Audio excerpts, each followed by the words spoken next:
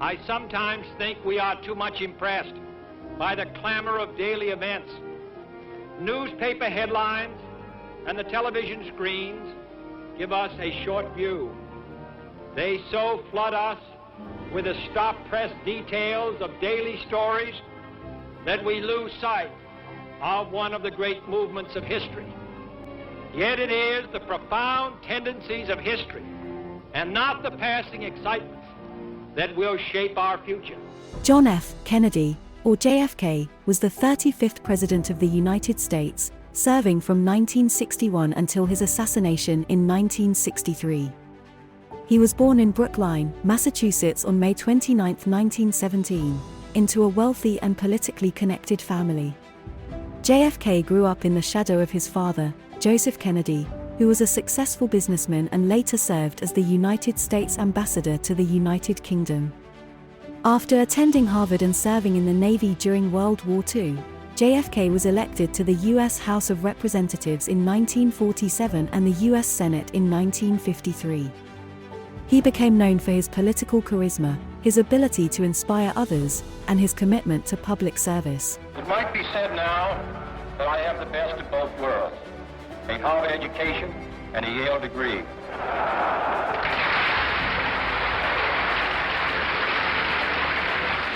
1952, when I was thinking about running for the United States Senate, I went to the then Senator Smathers and said, "George, what do you think?" He said, "Don't do it. Can't win. Bad year."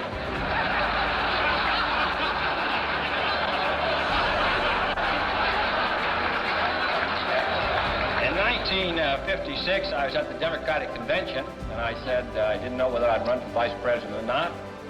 So I said, "George, what do you think? This is it. They need a young man. It's your chance." So I ran and lost. And in 1960, I was wondering whether I ought to run in the West Virginia primary. Don't do it. That stage you can't possibly carry.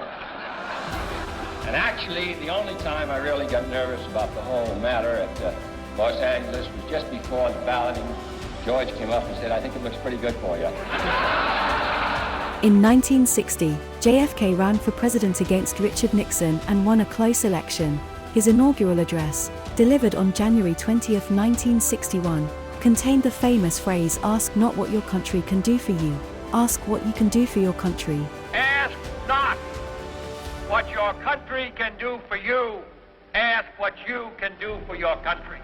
JFK's presidency was marked by several important initiatives, including the creation of the Peace Corps, the Bay of Pigs invasion in Cuba, the Cuban Missile Crisis, and U.S. involvement in the Vietnam War.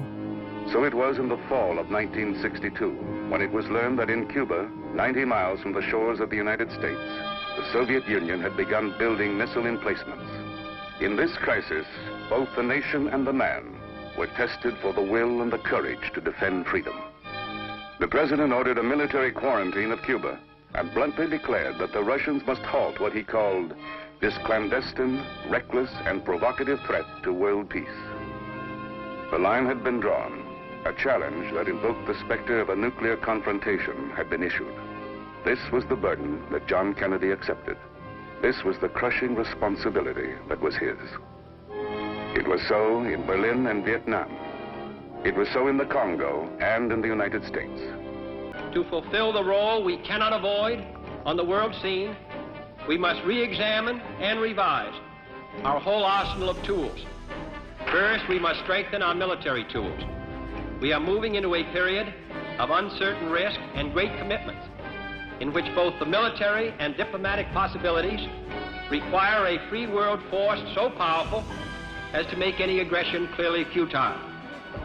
If we are to keep the peace, we need an invulnerable missile force powerful enough to deter any aggressor from even threatening an attack that he would know could not destroy enough of our own forces to prevent his own destruction. For as I said upon taking the oath of office, only when our arms are sufficient beyond doubt can we be certain beyond doubt that they will never be employed.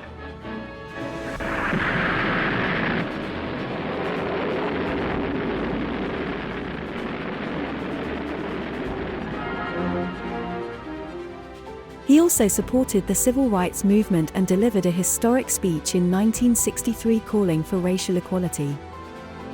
Now the time has come for this nation to fulfill its promise. The fires of frustration and discord are burning in every city, north and south. It is not enough to pin the blame on others, to say this is the problem of one section of the country or another. A great change is at hand, and our task, our obligation, is to make that revolution, that change, peaceful and constructive for all. John F. Kennedy also played an important role in the space race, setting a goal for the United States to put a man on the moon before the end of the 1960s. In 1961, Kennedy declared in a speech to Congress that the U.S. should commit to landing a man on the moon and returning him safely to Earth. This goal was accomplished in 1969 when Neil Armstrong and Buzz Aldrin became the first humans to walk on the moon as part of the Apollo 11 mission. Kennedy's vision for space exploration and his challenge to the U.S. to achieve this feat helped spur advancements in technology and scientific discovery. Space is open to us now, and our eagerness to share its meaning is not governed by the efforts of others. We go into space because whatever mankind must undertake, free men must fully share. I believe that this nation should commit itself to achieving the goal before this decade is out of landing a man on the moon and returning him safely to the Earth. No single space project in this period will be more impressive to mankind or more important for the long-range exploration of space, and none will be so difficult or expensive to accomplish. But in a very real sense, it will not be one man going to the moon. It will be an entire nation, for all of us must work to put him there. However, JFK's presidency was cut short by his assassination on November 22, 1963, while riding in an open car during a parade in Dallas, Texas. It's probably the most famous home video in history, also the most closely scrutinized and one of the most controversial, too. While many people believe that the Zapruder film holds answers in the assassination of President John F. Kennedy, for some, it just created more questions that still go on today. The assassination is still the subject of much controversy and speculation, with numerous conspiracy theories circulating about who was responsible. One of the most well-known conspiracy theories surrounding John F. Kennedy's assassination is that Lee Harvey Oswald did not act alone, and that there was a larger plot to kill the president. This theory has been perpetuated by many over the years, and there are a number of reasons why people believe it to be true. New details tonight on the 1963 assassination of John Fitzgerald Kennedy in Dallas. Researchers say they have found proof the alleged assassin, Lee Harvey Oswald, was involved in a CIA operation 3 months before the assassination. Today, JFK assassination expert Jefferson Morley told reporters his legal team has documentation of the still classified covert operation approved by senior CIA officials. The agency apparently used Oswald for intelligence weeks before the shooting. The CIA has until December 15th to publish the remaining file. One of the most commonly cited reasons for this theory is the magic bullet theory. This theory posits that the bullet that killed Kennedy and injured Texas Governor John Connally could not have caused the damage that it did if it had traveled in a straight line, as the Warren Commission concluded. Instead, some believe there were multiple shooters. Another aspect of the conspiracy theory is the alleged involvement of organized crime figures in the assassination. Some believe that Kennedy was killed in retaliation for his efforts to crack down on organized crime, and that groups like the Mafia had a hand in the plot. Another theory suggests that elements within the CIA were responsible for Kennedy's death. Proponents of this theory point to Kennedy's strained relationship with the agency, particularly in the aftermath of the Bay of Pigs fiasco. They also point to the fact that Oswald had connections to the intelligence community. Finally, there is the theory that Kennedy was killed as part of a larger government conspiracy. Some believe that Kennedy's plans to withdraw troops from Vietnam and his opposition to the military-industrial complex made him a target for powerful interests within the government who wanted him out of the way. Dallas, Texas, 16 years ago, the last moments of President John F. Kennedy's life. Here is the first sign of trouble. Kennedy reacting with his hands to something. his wife Jacqueline looking at him, and a man with a raised umbrella standing only yards away. Moments later, 2 bullets slammed into the president from behind. Why is there an open umbrella near the president when this is against Secret Service rules and the temperature in Dallas on November 22, 1963 was 68, skies sunny? And who is holding this umbrella? These questions have been the subject of research and debate for 16 years. Now this man, Robert Cutler, is charging that the man holding the umbrella was part of a conspiracy to kill JFK. Cutler, a Massachusetts architect and Harvard graduate, has been researching the JFK assassination for 13 years and is convinced his theory is correct. Basically, this is Cutler's theory. On a warm, sunny November day, just like this one in Dealey Plaza, a man held up an umbrella just as President Kennedy approached in his car. The man shot a dart into Kennedy's throat, the umbrella being the firing mechanism. Now, all this sounds a little far-fetched, but some researchers believe it, and they point to some hard evidence. First of all, the dart or flechette. This dart was found in a Hartford gun show in 1977, and Cutler believes it is similar to the one allegedly fired at Kennedy. It is a matter of record that the CIA developed such a dart and a firing system for it. This man, Richard Bissell, an ex-CIA agent who lives in Farmington, confirms the weapon's existence. This is Bissell's home in Farmington. He refuses to talk to us on camera, saying he's too busy. But over the phone, he did tell me that the CIA did indeed have a dart or flechette weapon well before JFK was assassinated. So, in 1963, the umbrella firing dart did exist, and Cutler has made extensive drawings detailing how the dart could have been fired. But although the umbrella man was just 26 yards away from JFK, the question of firing a dart with accuracy must be raised. Hartford assassination researcher George Michael Ivica believes Cutler may be onto something and has investigated the umbrella weapon. Wouldn't it be hard to shoot a dart at a moving target from an umbrella? No, it wouldn't. No, it wouldn't. Tell me why. Well, Charles Sensony, the man who developed it, who gave testimony in 1975 to the Church Intelligence Committee, said that it was both operational, he's the one who invented it, and that it was accurate up to 100 meters. When the limousine came around the corner like this, the difference between here and where he actually fired is only 10 degrees. In other words, the target was coming directly at you. So it was really quite simple to track and then fire at the right time. And so you're convinced that the umbrella man fired a flechette like this into President Kennedy's throat? The reason I'm convinced is that this is exactly right. This 5mm diameter is just about right for the observed 3 to 7mm diameter of the actual throat wound, which is a small, round wound of entry. The doctors from Parkland said so. At first, the doctors at Parkland Hospital in Dallas did believe JFK had been shot in the front of the neck. In the handwritten autopsy released through the Freedom of Information Act, Dr. Malcolm Perry, one of the doctors on the scene in Dallas, is quoted as noting the massive wound of the head and a second puncture wound of the low anterior neck in approximately the midline.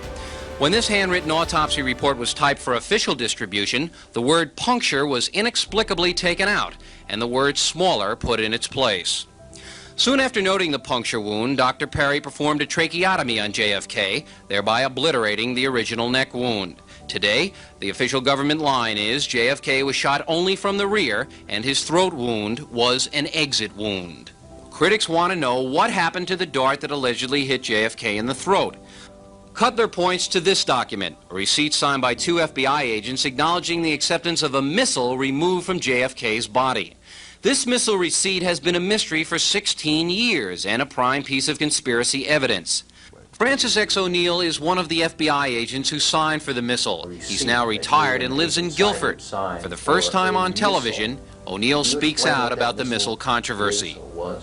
Yes, the missile was 2 pieces of fragmentations of a bullet which was taken from the head of President Kennedy at the autopsy in Bethesda Naval Hospital. Why would it be labeled a missile if there were 2 fragments? Oh, I think you'd have to ask the naval corpsman who typed it up at the particular time. There were just 2 fragments. I accepted the package, possibly because it was just one very small package. You might have thought that there was just 1 missile there. All right, let me get this straight. There were 2 fragments in the packet that was handed to you, but you signed a receipt for a missile. Now, that's not very exact, and FBI men are usually very exact. Oh, I think under the circumstances at the time, yes. The corpsman was let in just for this one specific thing, to type up the particular receipt. And I knew what I was getting. I was getting 2 particular fragmentations. So you think the Warren Commission really had the whole thing under control? Well, if you mean under control, did they do an exhaustive investigation? Yes. Bill O'Reilly, Channel 3 Eyewitness News. It is important to note that while these conspiracy theories may be compelling to some, the current official statement is that Lee Harvey Oswald acted alone in the assassination of John F. Kennedy. However, the continued fascination with these theories underscores the enduring mystery and intrigue that surrounds one of the most tragic events in American history.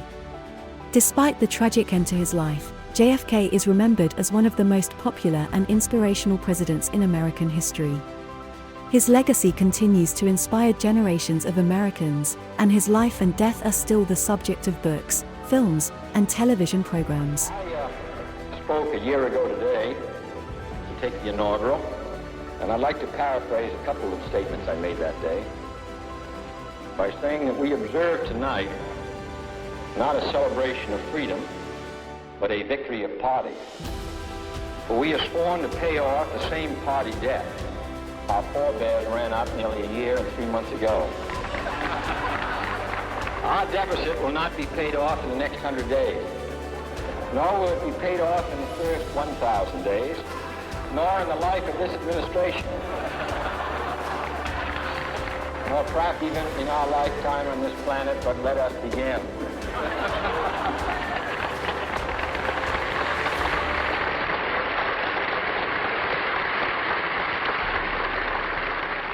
Remembering that generosity is not a sign of weakness, and that ambassadors are always subject to Senate confirmation. For if the Democratic Party cannot be helped by the many who are poor, it cannot be saved by the few who are rich. So let us begin.